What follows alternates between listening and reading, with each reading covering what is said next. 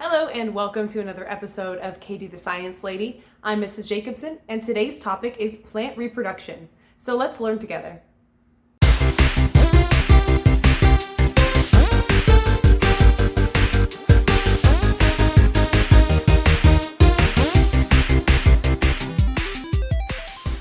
All right, let's go ahead and talk about plant reproduction. So today we are talking about kind of plant reproduction at its most basic level. We're talking about flowering plants. We're not going to get into anything that has cones or anything like that. We're just going to go kind of basic here. So we have to first look at the flower structure before we talk about flowering plants. As you can see in my kind of big idea box here, every flower you see has both male and female parts. It doesn't mean that it's a boy and girl plant, like that doesn't exist. That's a thing that humans do.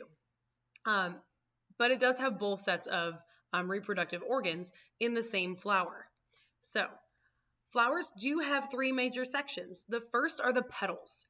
Petals' job, much like we like them, they're attractive. Petals are there to attract pollinators like insects, small birds, and especially bumblebees. The petals are there to basically give kind of a color like landing pad. They say, come land here, we've got pollen, and that's the whole point of having those pretty petals, and we just like to keep them in our house because they look nice. There are the male structures, and their job is to produce pollen. Every single year, I tell this to my students and say, pollen is plant sperm, and they go, ew. And it's true, pollen is the plant version of sperm. So anytime you're allergic to pollen, you're really just allergic to plant sperm, which is kind of a gross way to put it, but it is what it is. And then the female structures produce ovules, which we would kind of equate to eggs. So their pollen and ovules are much like our sperm and egg cells, and they form the same functions. We'll go over the actual structural picture here a little bit more in a minute.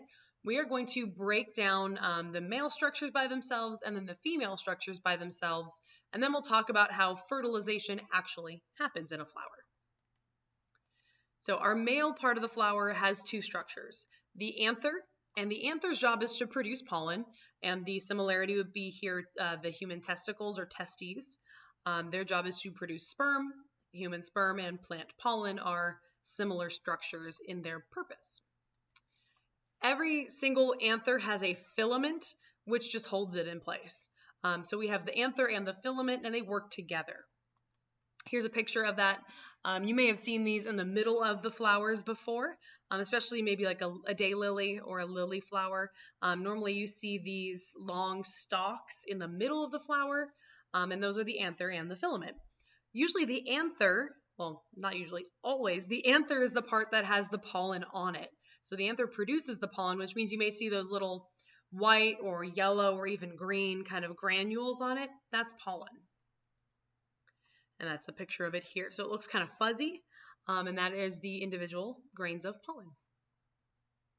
Now we are going to look at the female structures. The ovary produces ovules, which ovule and ovary sound very similar, and ovules are eggs. So we have an ovary that produces eggs. We have a stigma, which is a sticky area that is designed to catch the pollen. So the pollen from the anther falls onto the stigma. And then the style is a tube that connects those two structures so that the pollen can land on the stigma, move down the style, and end up in the ovary. So just a tube connecting the two. When we look at it here, it's very simple. It's all in a straight line. The stigma is the top part, and sometimes that looks like it has like dew on it, and that's really just there to get the pollen to stick. And then it'll move down the style into the ovary, which is where our egg is, or ovule is.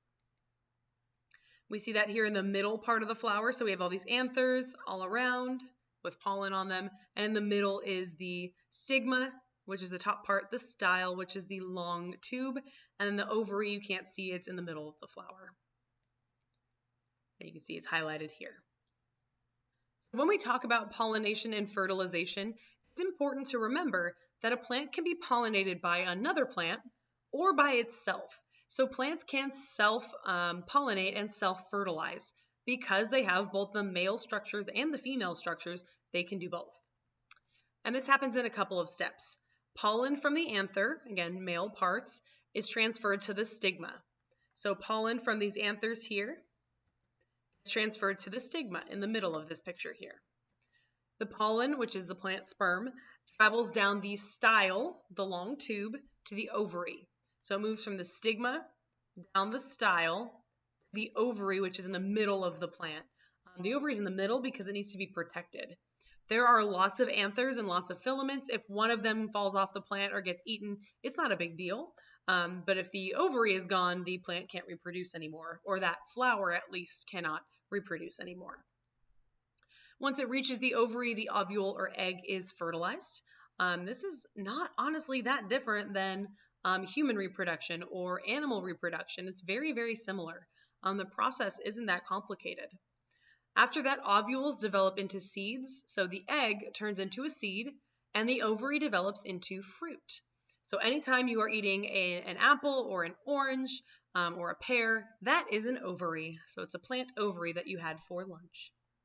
All right, so let's recap what we learned today about plant reproduction. Today we're talking about reproduction in flowering plants, and we're doing kind of a basic level of study here.